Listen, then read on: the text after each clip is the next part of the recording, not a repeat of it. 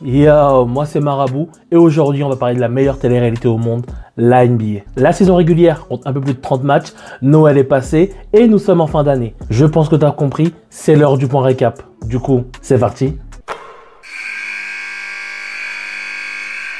Ça y est, on est enfin dans la dernière ligne droite de la NBA Cup. Du coup, on a nos 8 qualifiés pour les phases finales. OKC, Dallas, les Rockets et les Warriors pour l'Ouest. Bucks, Orlando, Knicks et Atlanta pour l'Est. En tout cas, de mon point de vue, j'ai l'impression que les plus grosses dingueries sont arrivées lors des quarts de finale.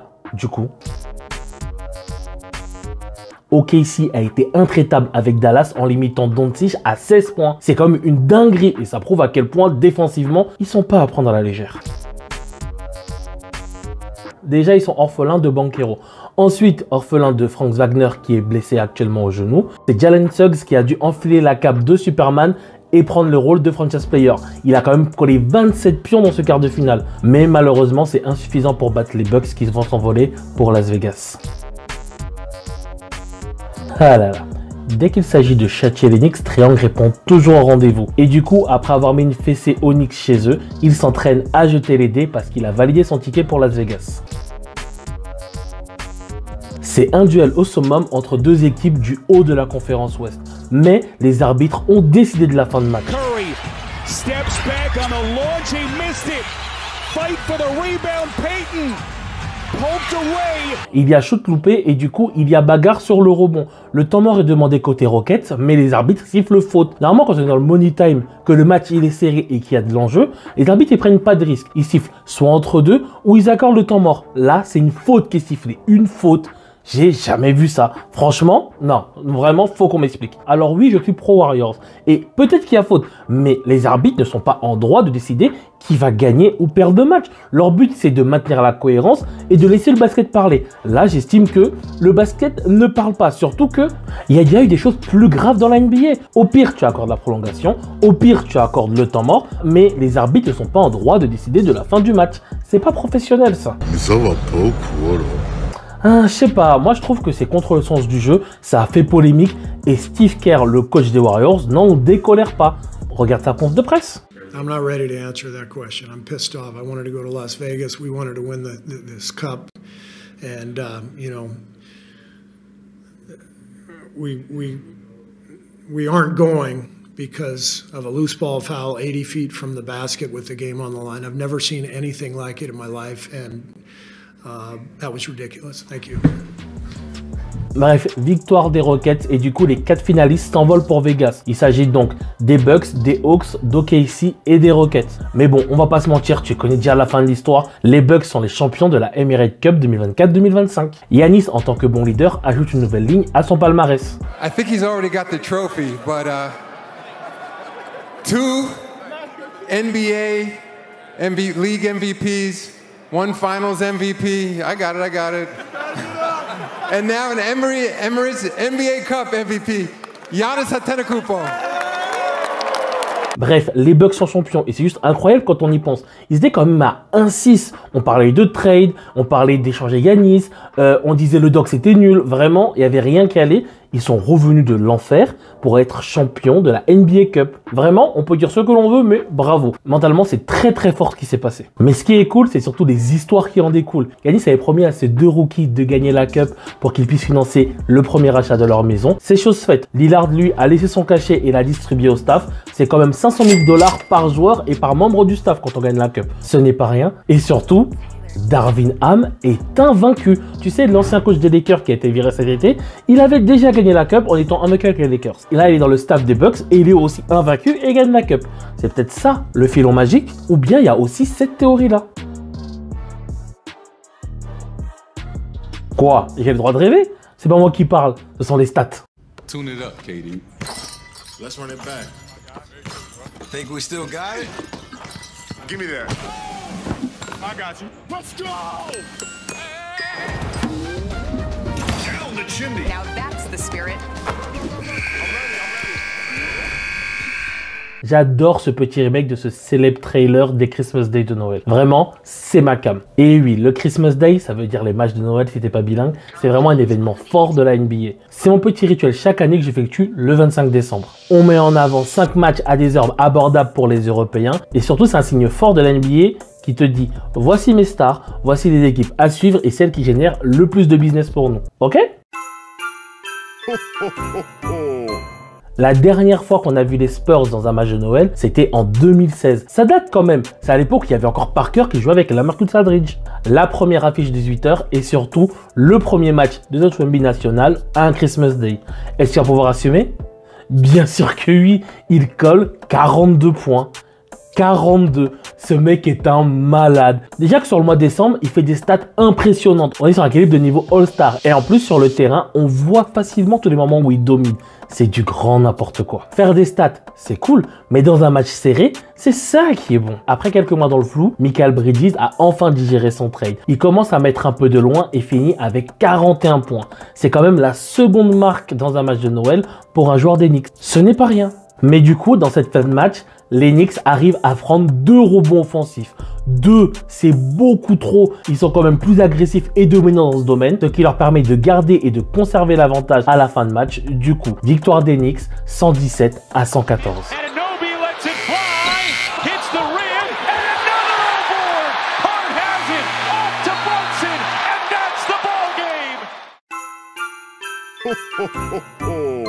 Passons au remake des dernières finales de conférence à l'Ouest, les Minnesota Timberwolves vs les Dallas Mavericks. Déjà, c'est le premier Christmas Day de Ant-Man et à mon avis, ça sera pas le dernier. Mais je te rappelle aussi que la dernière fois que les Wolves étaient au Christmas Day, c'était en 2017. Comme quoi, c'est pas donné à tout le monde d'avoir ce genre d'exposition dans la ligue. Côté Dallas, je te rappelle juste que Lucas nous a fait une petite ligne de stats bien sucrée contre les Suns au dernier Christmas Day.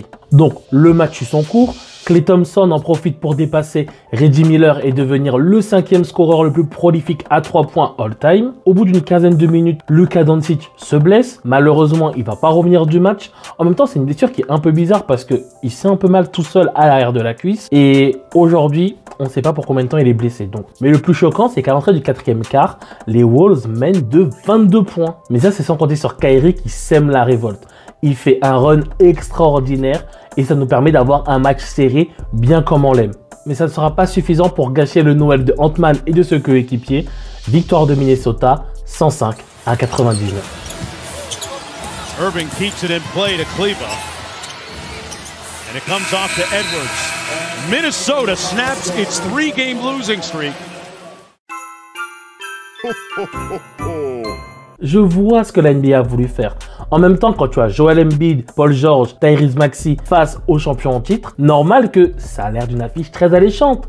Mais je te rappelle un truc, les Sixers sont nuls actuellement. Bon, j'abuse un peu, Joel Embiid est revenu, Paul George aussi, mais ils ont un peu de mal à enchaîner les matchs. Ça va prendre, hein, mais il faut leur laisser un peu de temps et aussi avoir un peu de chance parce que bon, quand à l'échauffement Joel Embiid fait ça... Pre-game warm-ups before their Christmas Day matchup versus the Boston Celtics. Seigneur, c'est quelle malchance ça. Je peux avoir un peu d'amour avec cette équipe? Un tout petit peu d'amour. Mais bon, c'est Noël, tout est permis. Et dans cette première mi-temps, Philadelphie joue extrêmement bien. C'est kiffant à voir. Ils mettent jusqu'à 66 points en première mi-temps. Alors, ça veut peut-être rien dire pour vous, mais c'est la plus haute marque qu'on ait fait depuis le début de la saison. Enfin, ça tourne, on y est. Tyrese Maxey est impérial. Il met plus de 30 points avec plus de 10 passes décisives. Pour te dire, c'est la première fois qu'un Sixers fait ça lors de cette saison. Et du coup, Philadelphie l'emporte dans le 3e match serré de la soirée. Philly a bien joué, mais je pense surtout que c'est une faute professionnelle de Boston qui se relâche durant cette période. Bref, ça peut relancer la dynamique. En tout cas, pour nous, ça fait une victoire avec un score de 118 à 114. Pour la 5e fois de la décennie, on a Curry vs LeBron dans un Christmas Day. Pour l'instant, le score il est super simple. 2 victoires pour Curry, 2 victoires pour LeBron. La dernière fois qu'ils se sont affrontés, c'était en 2018. Pour te dire, Kevin Durant joue encore avec Stephen Curry et toute sa clique. Bref, allons directement à la fin de match. Je t'ai parlé des détails. Et Curry met juste 2 daggers du futur dont il a le secret. Je te laisse regarder. Curry gets it back in the corner, heaves up a three. Oh, he put it in! Looking. Curry gets free. Curry puts up a three. Bang! Bang! He ties the game!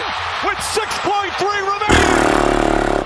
Qu'est-ce que tu veux que je te dise? C'est pour ça que Steve Curry, des shoots plus incroyables les uns que les autres. Et pourtant, quand c'est lui qui le fait, ça a l'air ultra facile. En plus, il fait ça quand c'est un moment ultra clutch du match. Non, vraiment. Curry, c'est mon gars. Je l'adore trop. 113, il reste 6 secondes. Normalement, on va en prolongation. James using the screen. He's covered. Reeves has it. 5 seconds to go. Reeves on the drive. Inside layup. He banks it. Est-ce que c'est Wiggins qui défend pas bien? Ou c'est Kuminga qui vient pas assez vite en aide? Je sais pas. Au final, ça fait juste une nouvelle défaite pour les Warriors. Austin Reeves est le héros de la soirée en ayant fait un triple-double. LeBron prend sa 3e victoire dans un Christmas Day face à Curry. Et victoire des Lakers, 115-113.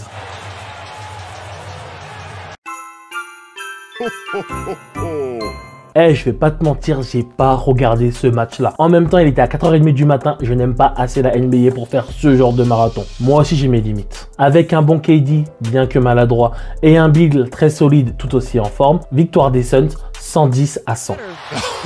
Here's Beal setting up Durant for the throwdown. Bref, on a eu un excellent Christmas Day. 5 matchs avec 5 matchs serrés. Que de demander de plus? Tellement c'était intéressant, regarde les stats de ceux qui ont perdu. Wembanyama, 42 points, 18 rebonds, 4 assists, 4 blocs. Kyrie Irving, 39 points, 5 rebonds, 2 assists, 1 interception. Stephen Curry, 38 points, 6 assists, 8 3 points. Jason Tatum, 32 points, 15 rebonds, 4 assists, 1 bloc et 1 interception. Et ça, c'est juste les stats des gens qui perdent. C'est ça la NBA que j'aime. Du suspense, des grosses performances et des matchs bien serrés. Alors je suis désolé, hein, je sais qu'en parallèle de la NBA, il y avait 2 matchs de NFL qui se jouaient, diffusés sur Netflix, en plus avec Beyoncé en Showtime. Ça a donné juste 2 gros blowouts, vraiment, c'était sympa, mais faut laisser ça seulement. Le Christmas Day, ça appartient à la NBA. Accepté?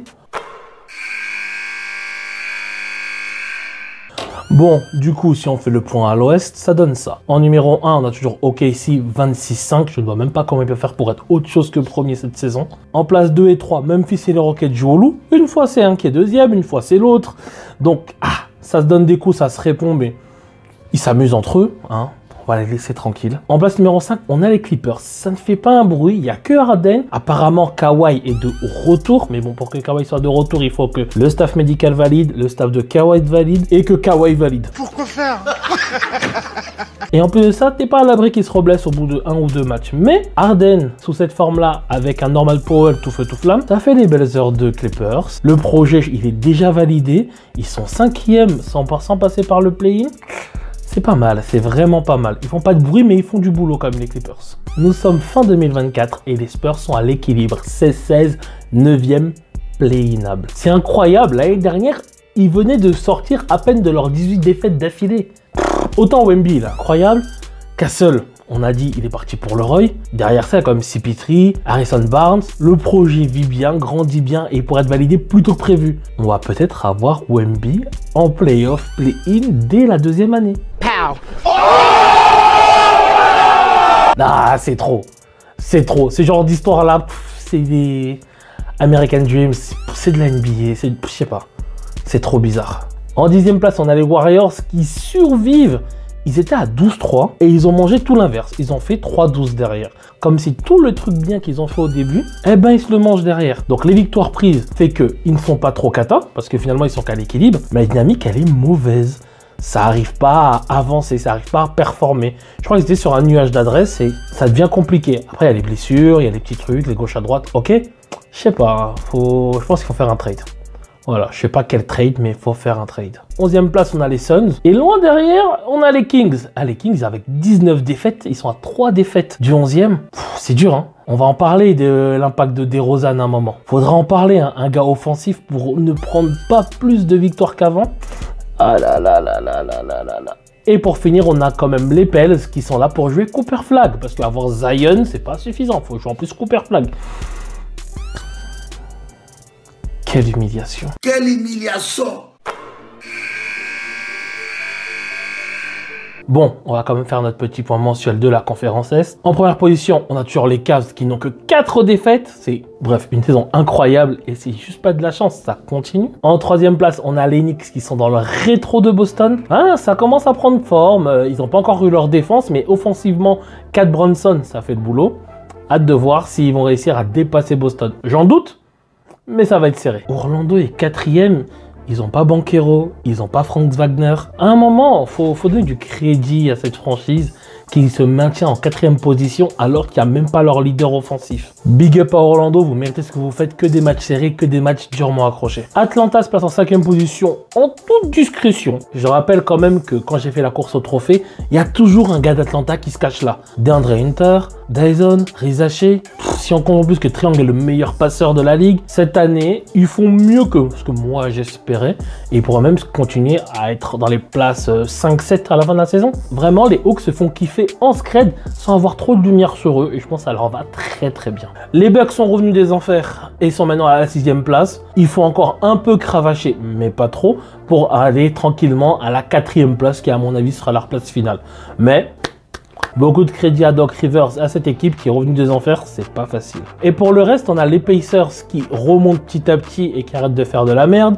Les Sixers commencent enfin à retrouver un groupe et engrange des victoires bien que difficilement, mais ça se sort un peu des tréfonds et ça commence à se battre pour le play-in. Et la course pour Cooper Flag est toujours l'idée par Washington avec un magnifique 5 victoires pour 25 défaites. Ça, c'est du tanking très très propre et de qualité en plus.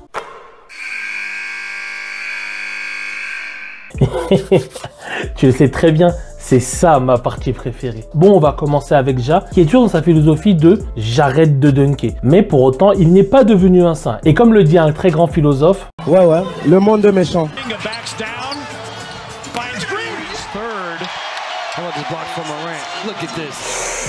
C'est vraiment l'un des moments où j'aimerais pas être Draymond Green. Mais bon, la NBA est un monde où la gravité est quelque chose qui peut être ignoré par certains. Du coup, Bilal, lui, il vient à peine de découvrir les joies de la pesanteur.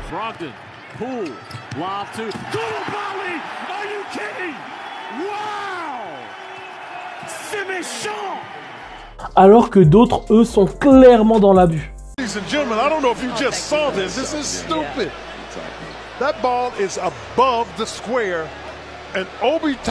Je pense que t'as pas bien compris. Je te remets la séquence. Là, il y a Obi Toppin qui vient de décrocher une balle au niveau de l'horloge des 24. Et il le fait pas une fois par chance, il le fait dans 2 matchs différents.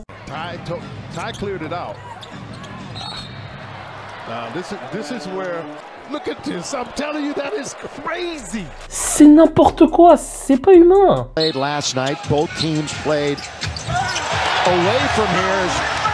Bon, quand tu regardes là, Victor aussi n'est pas humain. Il fait ça comme si c'était facile, comme s'il n'y avait pas besoin de sauter. C'est un cheat code à lui tout seul. De toute façon, Victor, il a jamais aimé faire les choses comme tout le monde. La preuve, lui, quand il va à New York, il fait pas les magasins où il flambe. Non, lui, il envoie des messages à tout le monde en disant « Je vais me poser au Washington Square cet après-midi. Si vous avez envie de me taper aux échecs, venez, on y va. » Quel joueur NBA fait ça? Il est juste différent en fait. Mais bon, au moins il prend du plaisir. Un peu comme les Mavs à l'échauffement, j'ai envie de te dire. Parfois, le basket, c'est juste tellement beau. Et voici le meilleur pour la fin.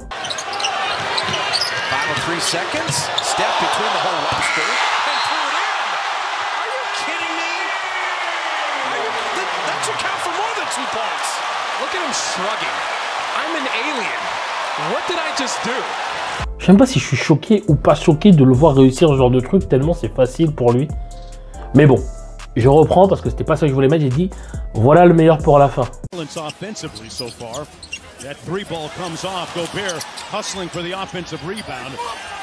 Voilà le meilleur pour la fin, notre Rudy national.